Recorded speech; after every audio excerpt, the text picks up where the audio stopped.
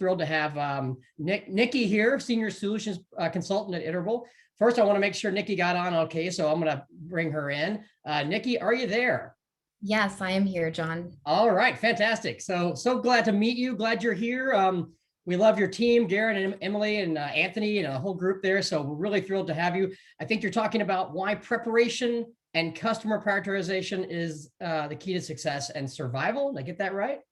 Yes. Yep. Okay. Now, I was going to attempt your last name, Simounitti. I'm sure I screwed that up. How did I do? Simounitti. So really close. So close. All right. Well, I'll let you have the floor. Take it away. Thanks so much for joining us. And we're really looking forward to the next 10 minutes.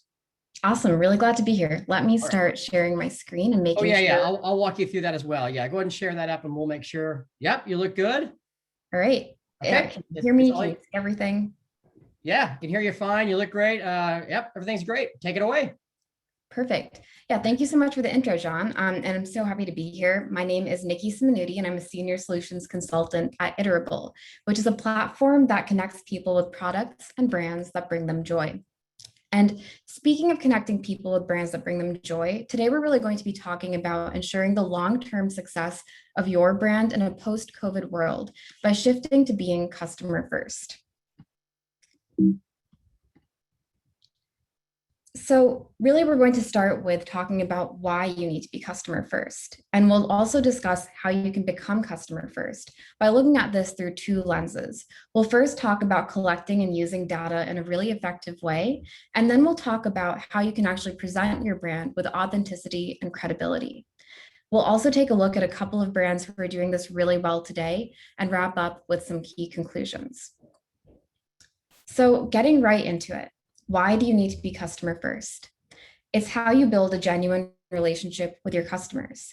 And really what it means to be customer first is putting your customers at the center of everything you do and every decision that you make. And it's especially important today because 2020 was the year of customer first and empathy first messaging. And in a post-COVID world, this will continue to be the expectation that your customers have of your brand. And actually, brands who lean into this new reality will continue to outpace their competition and thrive long-term, which is why I think your brand should consider making the transition to being customer first.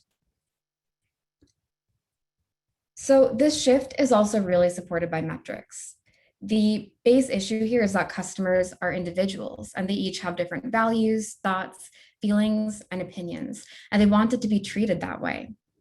In fact, 71% of consumers are saying that they find impersonal experiences with brands that they love to be really frustrating.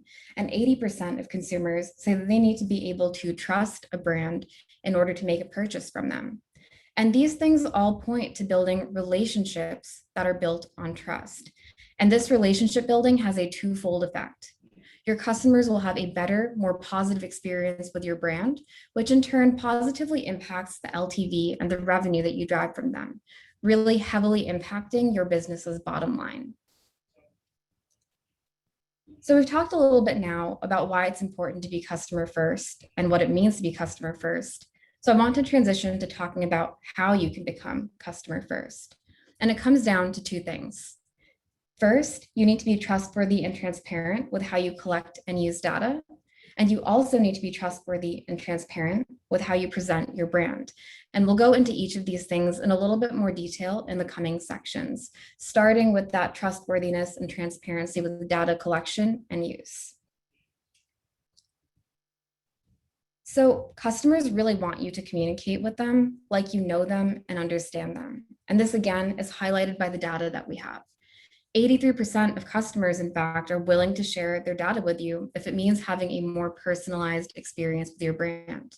And in fact, 91% of consumers say that they're more willing to shop with brands who provide relevant recommendations for them. So if you're not collecting and leveraging data effectively currently, you're missing out on a huge opportunity to build a deeper relationship with your customers and drive more revenue for your business through more personalized interactions. But of course, when we think about collecting and using data, there's some really key things to keep in mind. And the very first thing is consent and notification. In the interest of building trust with your customers, you always want to let them know when you're collecting their data and how it's going to be used. And also, creative data collection really benefits you. Gone are the days of boring sign-up forms where you enter your email and password, you create your account, and then you might have a little form to input a few details about yourself. Consider instead brands like Heyday and Ritual, who incorporate short questionnaires in their sign-up flow before an email address is ever entered. By doing this, the very first touch point they send to a customer can be highly personalized, resulting in a deeper connection with their customers immediately. And the last thing I want to leave you with is the use of first and zero party data. The data landscape is shifting, and by definition, the first and zero party data that you're collecting is information that people explicitly want to share with you. And metrics show that people want you to use this information to personalize and improve their experience with your brand. So lean into it and use it as much as possible. But of course, data is only one part of the equation. And the other part is driving trust with your customers, not only through that data collection and usage and personalization, but also through how you present your brand to the world. And that's what we're going to be going into next. 2020 was definitely a crazy year. You probably don't need me to repeat that. And a ton of social and political issues came to a head. And the bottom line is that people want to interact with brands now who care about the same things that they do. So you can see 71% of customers prefer to buy from brands who share the same values that they have. And 63% actually want to interact with brands who are purpose-driven. And this last statistic is really important because with all of those social and political issues that happened in 2020, this really highlights how many brands, 83%, made some sort of public statement about those issues that were happening.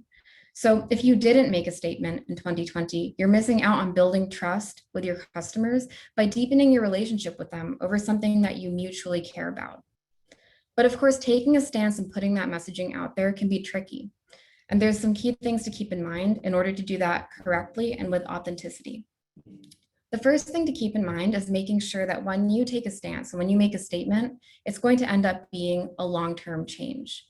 You immediately lose credibility with your customers if you mention something once and never talk about it again. If you're going to take that stance, make sure your messaging is longer term to emphasize how much you care about that cause that you're talking about. And in a similar vein, always remember that actions speak louder than words. Think about backing up a verbal message like a social media post or an email with something action-based like a volunteering effort or a donation. This again emphasizes your commitment to a cause and your long-term support. And finally, the last important thing is to remember that taking feedback from your customers builds trust. Really observe how your messaging is received once you put it out there. If the feedback is negative, look to incorporate that feedback. Showing your customers that you care about their opinion and that you really want to do right by them is the #1 way to drive trust with them. And on the flip side, if the feedback is positive, really lean into what you're doing and keep putting out that content that resonates really well with your customers. So now that we've taken a look at both how being customer first can be driven by collecting and using data in the right way, but also presenting your brand to your customers in the right way, let's take a look at a couple of brands who are doing this really effectively today. I'm going to start with Fenty Beauty, and they are a great example of collecting and using data really well in their emails. Fenty Beauty is a beauty brand that was launched by Rihanna in 2017. And at the time of their launch, they offered their product line in over 40 shades. And I mentioned this because at the time that was unheard of, and it really cemented them as a leader in diversity and inclusion in the beauty world. So I will admit I love this brand. I use them all the time, but I'd never actually gone to their website or signed up for their email program. So I ended up going to their site, and right front and center, they have a shade finder quiz. So I took that quiz, and again, I had been informed and gotten consent to collect my information, and they matched me with my shade, which is 320. And with that information, I went and browsed some products. After leaving the site, within an hour, I got the email that you're seeing here on this slide. And the amazing thing, and the thing that really surprised and delighted me, is that the image that you're seeing here is actually the image of a product in the shade that I matched with. So not only is this highlighting great data collection and use, because they told me they were collecting my shade information and they used it back at me in a meaningful way, building trust with me, but it also highlights a great commitment to their brand's mission, that people should always feel a sense of inclusion and belonging with their brand because there's a shade for everyone. And a great example of brand credibility is a company called Bombas. Bombas sells socks and underwear, and they've always been super passionate about educating people on the issue of homelessness. And one main way that they educate is through their purchasing policy, which is for every pair of socks or underwear purchased, they donate a pair to homeless shelters. But in addition, they put out a lot of blog posts and educational resources to make sure that people understand the causes of homelessness and clear up any misconceptions about it. So in 2020, when they started really highlighting and bringing to the forefront of their messaging, Black-led organizations who are also against homelessness, it felt like a really natural extension of their existing messaging. And not only was it natural, authentic, and credible, the fact that they've actually continued this messaging, this email example that you're actually seeing here on this slide is from last week. The fact that they carried it over from 2020 to 2021 really highlights their brand's commitment and care for this cause. So if you're going to take away a couple of things from this talk, here they are. Being customer first is really about two things. It's about being transparent and proactive, about collecting and using data, and it's about highlighting your brand's values in a credible way to build trust. And that end goal is really building that trusting relationship, because long-term success after 2020 requires being empathy first and customer first. And it all boils down to building that relationship that's built on trust, which results in a better experience for your customers and more revenue for your business. So thank you so much for joining me today. My contact information is listed on this slide. I'll also be throwing it in the Zoom chat. And if you're looking for any free swag from Iterable, feel free to email events@iterable.com. Wow, awesome. That's a fun one.